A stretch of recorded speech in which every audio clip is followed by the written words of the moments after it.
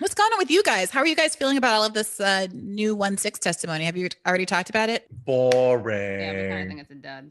It's like, to me, it's like Russiagate. It's a lot of hype, a lot of claims of bombshells, nothing really there. I mean, we know already what Trump did. It was terrible. He incited a riot. It was nasty. He was impeached for it. To me, it's So all you at it. mean you're referring specifically to the wheel grabbing aspect of the story? Yeah. Yeah. Trump grabbing the wheel, apparently. And even if they happen or not, like, who cares? Like, what is it?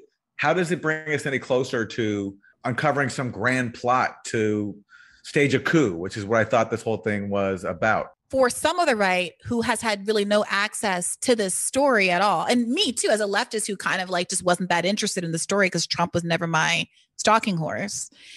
This this does seem a little bit different in character. And I'm interested to see if it resonates a little bit more broadly within a conservative community that's now going to have to make a choice between a kind of a Ron DeSantis figure and a Trump figure in 2024. And I also just have this problem where, again, once again, just kind of like Russiagate, these right-wing neocons are being venerated as Democratic Party heroes and Yeah, allies, well, you'll get no argument from me on that stuff. like Liz Cheney. Liz Cheney is now the hero of this impeachment. You have people like Robert Reich, the former labor secretary, Saying writing she that should she run for should be president. Yeah. and that's Oh my that's God, what, that so was that's also that what was this is painful. doing.